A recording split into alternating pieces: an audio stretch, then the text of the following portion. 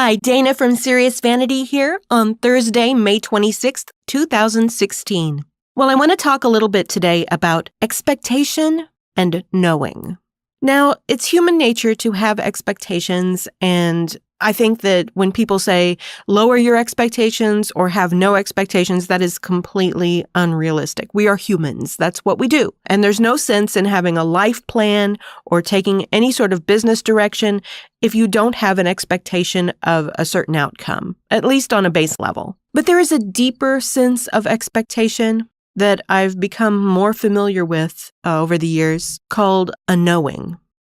And a knowing is when there is no question in your mind. And that can come from an intellectual knowing that you are so completely versed on a subject that, it's like 2 + 2 = 4.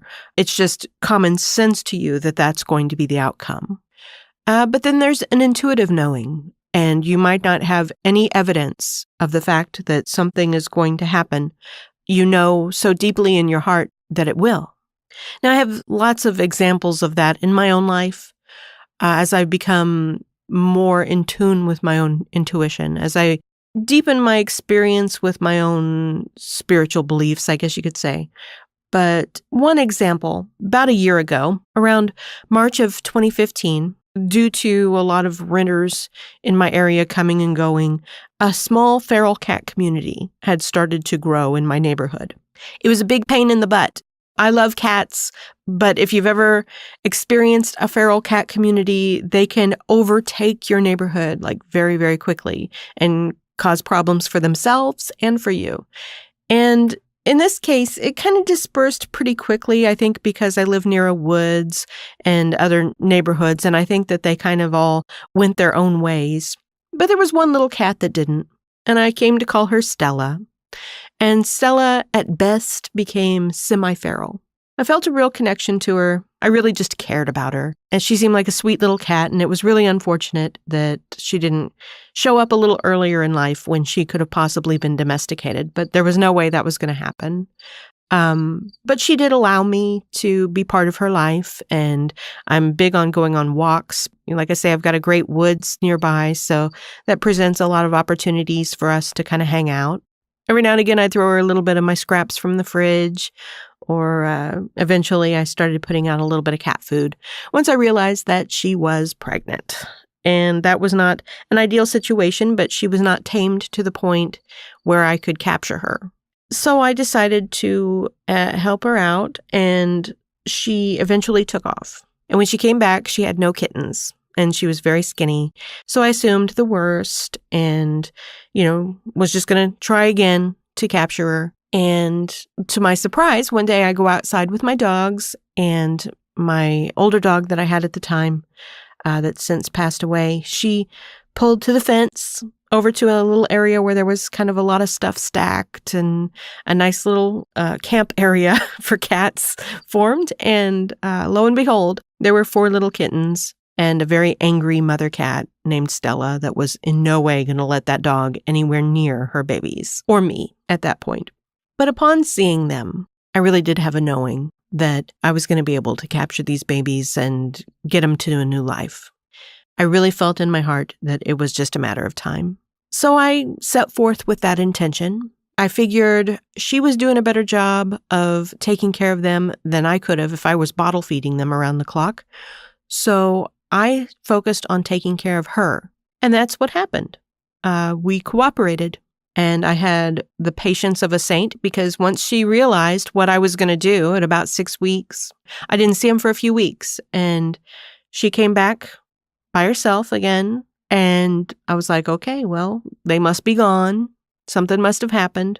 Lo and behold, about 3 days later, she came for food like usual. She looked at me, and then she'd look behind me. She'd look at me, and then she'd look behind me. And finally, I got the hint that I was supposed to turn around. And when I did, eye level in the trees were these little kittens, just like looking at me like, look what we did.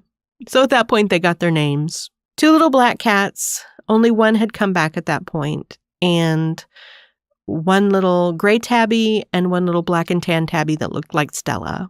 And so they became Crow, Quinny, and Passion.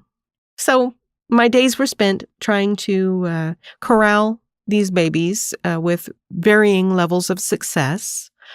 I was very patient. Stella knew I was going to capture them, so she nursed them forever and would not let them have people food. They didn't run off. That was the amazing thing, is they just hung out in my yard for like 4 months. And they were about 4 months old when I captured them finally. And how that happened, when it was time, there was one day I needed to go talk to my neighbor, and I went out my back door, and I could swear that I closed that door. But when I came back, it was wide open, and 2 kittens were inside my garage. And I was like, okay, I'm going to go with this. And 2 weeks later, I did the same thing. This time I left it open on purpose, and the other little kitten got in. I felt very validated in the knowing that I had. I didn't have to try. I didn't have to struggle. I accepted the knowing up front.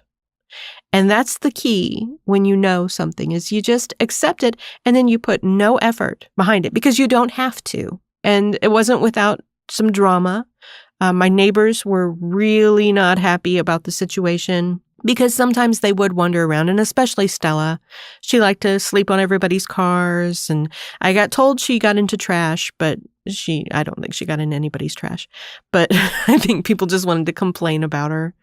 Anyway, and my knowing with Stella was that she too would be captured, would be spayed, and would be relocated to a much more suitable home for semi-feral cats, which that also happened. And that's where expectation kind of came in. It was not my knowing what would happen after the fact. It was my knowing that all of those things would happen. My knowing was that the kittens would have a loving home. My expectation was that it would be with someone else. Well, they have a loving home, but through a series of synchronicities that I don't really understand, they did end up becoming my cats. And I love them very much. I'm very bonded to them. They're very bonded to me, and, not what I was looking to do, but they bring me so much joy in my life. I'm not complaining. Clearly, they were just meant to be gifts from Stella for the months of food and companionship. I had a knowing as well with Stella. All of those things were going to happen for her. When she was relocated, my expectation was that she would just become part of the feral community that I put her in, and that I would get updates about her, and I could come visit her, and we would continue on with our relationship. And that expectation did not come true either. When I released her, which was the right thing to do, that was the last time that I saw her. And I may see her again in life, who knows? But if not, we fulfilled our contract with each other. And everything that I knew would happen really did. Miss her all the time, but you can still definitely miss someone or something and still love them. It's not something they have to be present for. I'm just happy that for as much as I assume, and I have no reason to think otherwise, that she's having the life she was meant to have. But how does my big cat story relate to you and your business and your attitude? Well, I take that same intuition into everything that I do. And when I deal with people, when I deal with situations, I test it. I feel it out. Do I have the same knowing towards it? Is it an expectation? Is it an intention? Is it just a wish? Is this just how I hope things turn out?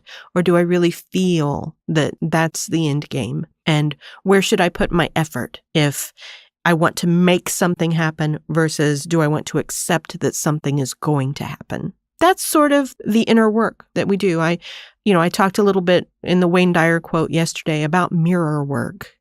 And that work is the stuff that you do with yourself. That's an ongoing process we all have in our whole lives. Some of us will do it. Some of us will avoid doing it. It's painful. It's sometimes hard, but it's always rewarding as you peel off the layers and get closer to the center of your own self, your own identity. That's a good thing. Anyway, just feeling a little thoughtful this week. It's very rainy and stormy in Kansas City, so I'm going to blame that. Have a great day, and I hope that you're getting a little closer to your knowing today. Talk to you tomorrow.